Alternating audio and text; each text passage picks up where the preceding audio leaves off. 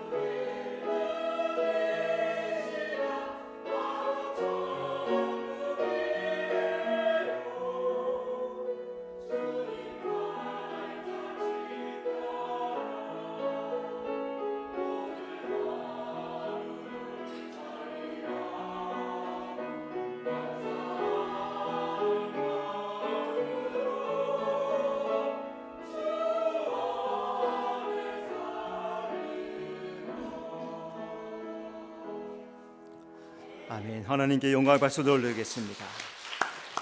자, 서로 인사합시다. 잘 오셨습니다. 주님이 함께 하십니다.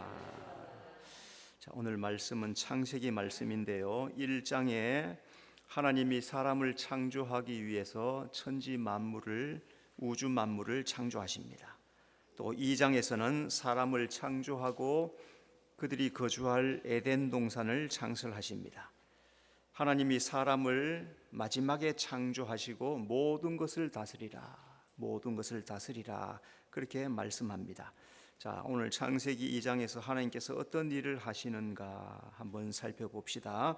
하나님은 천지의 창조주이십니다. 5절 여호와 하나님이 땅과 하늘을 만드시던 날에, 창세기는 처음부터 하나님이 천지를 창조했다고 선언하십니다. 그래서 하나님이 모든 우주 만물을 하나하나 지으셨다 그렇게 말씀하시고, 또 지은 다음에 그것들의 이름을 정해 주시죠. 그래서 오늘 우리가 그대로 불러요, 그죠? 하늘, 땅, 바람, 구름, 성경에 있는 그대로 부르는 거죠. 낮, 밤, 성경에 있는 그대로 하나님께서 지어 주신 대로 오늘 우리가 부르는 거죠. 하나님이 천지 창조주이심을 믿을 때 우리의 신앙이 활짝 열리게 되는 겁니다. 나를 지으신 하나님이 그 하나님 안에 있고 예수 안에서 창조주 하나님이 나의 아버지가 되시는 것, 여러분 하나님을 아버지라고 부르는 것 놀라운 은혜인 줄로 믿습니다. 하나님은 첫사람 아담을 창조하십니다. 7절 여호와 하나님이 땅의 흙으로 사람을 지으시고, 하나님이 흙으로 사람을 지으시고 코에 생기를 불어넣습니다. 하나님의 생기가 사람에게 들어가니까 생명 곧 살아있는 사람이 되었더라. 하나님의 생기는 흙으로 사람의 몸이 되게 하십니다. 자, 그리고 그 속에 생기를 넣어서 영과 혼을 창조하십니다. 자, 오늘도 나의 생기, 나의 생명을 주장하시는 분은 하나님이십니다. 그러므로 우리는 성도들은 하나님 말씀대로 순종할 때 성령이 내 안에서 역사하게 될 줄로 믿습니다. 하나님은 아담을 위해 에덴 동산을 창설하십니다. 8절 여호와 하나님이 동방의 에덴에 동산을 창설하시고, 하나님이 지구 가운데 특별히 아담을 위해서 동산을 창설하십니다. 자, 이 동산은 지구 환경보다 더 좋은 에덴 동산, 오늘 우리가 살고 있는 이런 세상이 아닙니다. 궁창 위에 궁창이 있는, 그래서 온실 효과가 있고 옷을 벗고서도 아무 추위도 느끼지 않는 자유한, 죄가 없는 하나님의 축복된 장소, 거기에 아담을 살게 한 이 에덴 동산은 바로 영적으로 낙원을 상징하는 거죠. 하나님은 오늘 우리를 위해서 세상을 창조하시고 믿음으로 승리하는 자들은 하나님의 나라로 인도해 가실 줄로 믿습니다. 자, 오늘 본문에 천지가 창조될 때 하늘과 땅의 내력이다라고 말씀하시는데, 자, 그럼 아담이 에덴 동산 있기 전에 지구는 어떤 상태인가? 아담이 지어지지 않은 상태, 어떤 상태인가? 첫째, 하나님은 하늘과 땅의 내력을 말씀하십니다. 4절 이것이 천지가 창조될 때 하늘과 땅의 내력이니 여호와 하나님이 땅과 하늘을 만드시던 날에. 자, 먼저 하나님은 천지가 창조된 역사를 말씀하십니다. 4절에 이것이 천지가 창조될 때 하늘과 땅의 내력이니. 자, 이 내력이라는 말은 원문에 계보, 출생, 역사 그런 뜻을 가지고 있습니다. 하늘과 땅의 내력은 하나님이 인간의 역사를 시작하셨다 그런 뜻입니다. 하나님께서 천지 만물을 창조하시고 사람을 창조하심으로 말미암아서 인간의 구속사가 시작되게 됩니다. 자, 인간의 역사는 구속사의 역사입니다. 출애굽기 15장 13절 주의 인자하심으로 주께서 구속하신 백성을 인도하시되. 자, 여기에서 주께서 구속하신 백성을, 그럴 때 이 구속, 그러니까 이미 구약에서부터 하나님께서 이 구속을 이루어 가시는 것을 말씀하는 거죠. 창세기는 천지가 창조되었고 그리고 인간이 지어졌고, 그런데 이 인간이 타락되었다라고 말씀합니다. 출애굽기에서는 죄 아래 있는 인간을 구원하는 구속사를 말씀해요. 그래서 모세를 보내서 애굽 세상, 죄악 세상에 있는 자기 백성들을 구원해 내십니다. 하나님은 타락한 아담의 후손 예수님을 통해서 구원을 완성하십니다. 그러니까 오늘 성경의 중심은 예수님이죠. 예수님이 우리를 위해서 구원하기 위해서 이 세상에 오셨고, 우리는 예수님을 믿음으로 구원을 받고, 오늘 우리는 이 구원을 온전히 이루어 나가는 일을 최선을 다해서 감당하는 것, 여러분 구원을 완성해 나가는 여러분의 삶이 되시기를 바랍니다. 하나님은 자신의 이름을 계시하십니다. 4절 여호와 하나님이. 자, 창세기 2장 4절에 하나님이 자신의 이름을 여호와라. 여호와는 영어로 부르는 이름을 영어를 하는 사람들은 하나님의 이름을 여호와 그렇게 불러요. 히브리 사람들은 이 여호와를 야훼라고, 야훼. 여호와라는 이름은 능동적이고 스스로 계신 분, 이스라엘의 구속자, 그런 뜻이 있습니다. 자, 하나님은 스스로 계시는 자존하시는 분이십니다. 출애굽기 3장 14절, 하나님이 모세에게 이르시되 나는 스스로 있는 자니라. 하나님 모세에게 자신을 계시할 때 나는 스스로 있는 자다. 다른 어떤 표현할 방법이 없는 거예요. 스스로 있는 자, 영원에서 영원까지 자존하시는 분, 그 사람의 지혜 설명으로 불가능한 거예요. 나는 스스로 있는 자이라.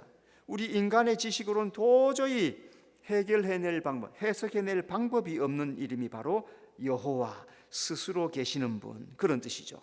하나님은 우리를 창조하신 하나님이십니다. 우리가 그 하나님을 아버지라고 부르는 것은 은혜요 축복인 줄로 믿습니다. 자, 하나님은 카이로스의 날을 정하십니다. 4절, 땅과 하늘을 만드시던 날에, 땅과 하늘을 만드시던 날은 일반적인 날이 아닌 특별한 날들이에요. 일반적인 날들은 크로노스라고 합니다. 하나님의 날은 카이로스라고 합니다. 카이로스라는 말은 하나님의 때, 하나님이 나타내는 특정한 날, 그것을 카이로스 그럽니다. 하나님은 역사의 때를 정하십니다. 예레미야 23장 5절, 여호와의 말씀을 보라 때가 이르리니. 하나님께서 창세 전에 세상의 역사의 시간표를 계획해 놓으신 거예요. 하나님께서 예수님이 십자가, 또 부활, 승천, 이미 구약에 다 예언이 되어 있습니다. 또 낙이 새끼를 타고 올 것이며 어디에서 태어날 것이며 어떻게 죽을 것이며 다 예언을 해 놓으셨어요. 그래서 장차 공중 강림하실 것도, 재림해 오실 것도 카이로스의 시간, 하나님의 때, 하나님의 시간에 이루신다, 그런 말씀이죠. 여러분, 천지는 변해도 하나님 말씀은 변하지 않을 줄로 믿습니다. 장차 하나님 말씀대로 예수님 재림해 오실 줄로 믿습니다. 자, 두 번째, 하나님은 아담이 있기 전의 때를 말씀하십니다. 자, 5절 말씀, 여호와 하나님이 땅에 비를 내리지 아니하셨고 땅을 갈 사람도 없었으므로 땅에는 초목이 아직 없었고 밭에는 채소가 나지 아니하였으며. 자, 아담이 있기 전에는 땅에 비가 내리지 않았습니다. 5절, 여호와 하나님이 땅에 비를 내리지 아니하셨고, 하나님께서 천지를 창조하시고 사람을 거기에 지으십니다. 자, 그런데 아담이 있기 전이 있어요, 그죠? 천지는 다 창조되었습니다. 그런데 아직 사람을 짓기 전이에요. 그러니까 비가 내리지 않아요. 이유가 뭘까? 아직 땅을 경작할 사람이 없기 때문이죠. 자, 그러면은 땅이 무엇인가? 땅은 영적으로 마음밭을 의미합니다. 마태복음 13장 23절, 좋은 땅에 뿌려졌다는 것은 말씀을 듣고 깨닫는 자니. 하나님께서 영의 말씀을 사람 마음밭에 뿌리십니다. 좋은 땅은 그 말씀을 듣고 깨닫는 사람이다.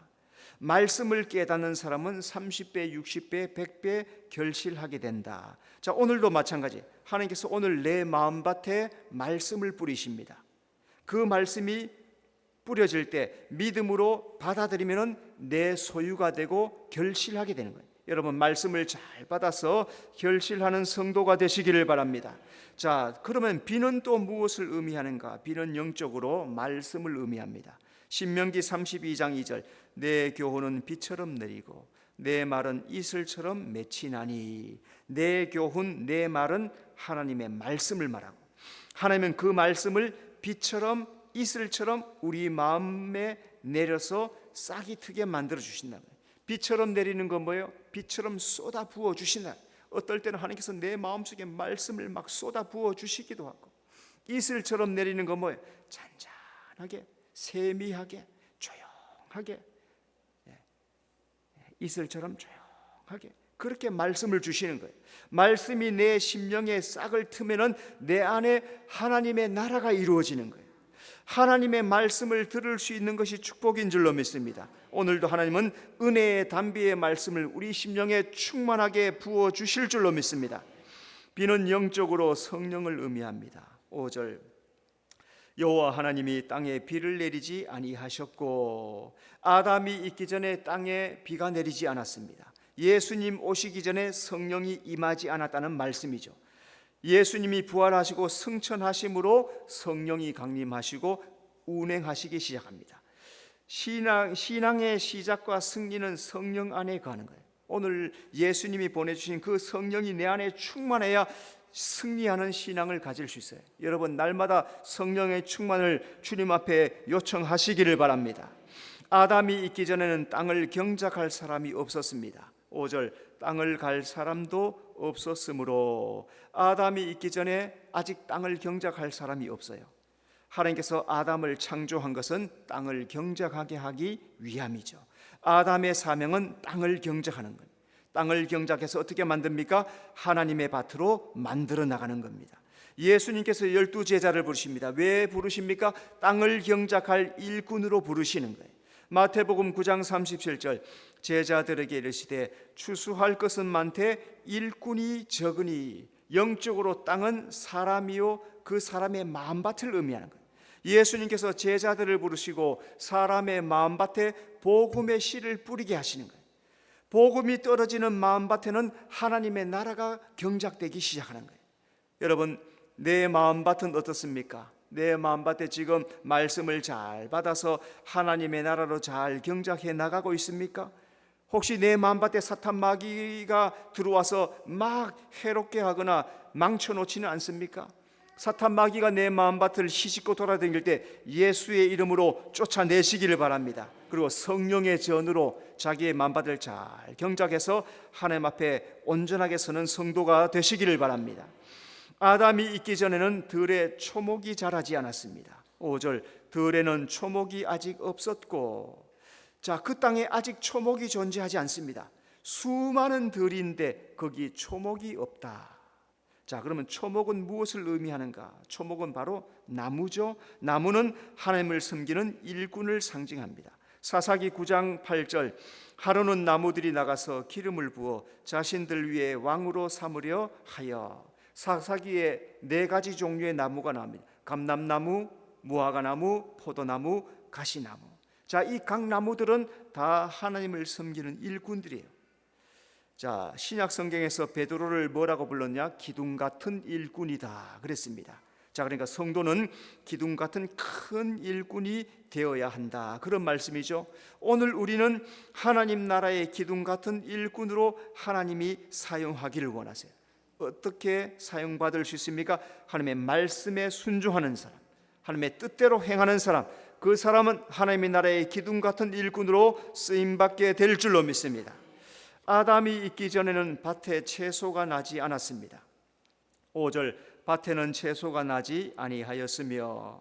아담이 오기 전에 밭을 경작할 일꾼이 없었으니까 채소가 나지 않았더라. 자, 여러분, 채소는 80% 이상이 수분으로 구성되어 있죠. 땅에 비가 내리지 않으니까 채소가 날 수가 없죠. 수분이 있어야 채소가 자라는데 수분이 없으니까 채소가 자라지 않아요. 자, 그러면 채소가 의미하는 것은 무엇일까? 채소는 구원받은 성도를 의미합니다.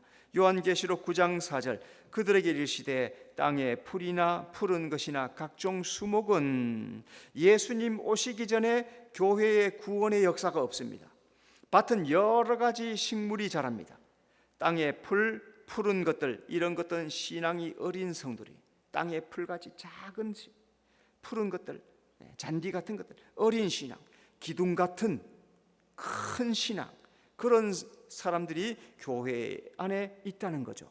예수님은 십자가와 부활로 구원을 완성하시고 구원받은 성도들이 그때부터 자라기 시작하는 거예요. 영적으로 교회는 밭입니다. 밭은 여러 가지 농작물이 자라죠. 채소, 풀, 푸른 것, 장수하면 알곡이 되어서 추수하게 됩니다. 이 말씀 바로 성도는 말씀으로 이기는 자가 되어서 천국 창고에 저장되어야 된다, 그런 뜻입니다. 하나님은 세상에 교회를 두신 이유가 있어요. 왜 이 세상에 교회를 두십니까? 구원받은 사람을 얻기 위함이에요. 교회를 통해서 하나님께서 구원받은 사람을 오늘도 부르시고, 오늘 구원받은 그 사람을 말씀으로 신앙 양육하여서 장성한 신앙, 기둥 같은 일꾼, 큰 일꾼으로 만드시기 원하시는 그 주님의 뜻, 여러분 잘 기억하고 말씀으로 일꾼 되는 성도가 되시기를 바랍니다.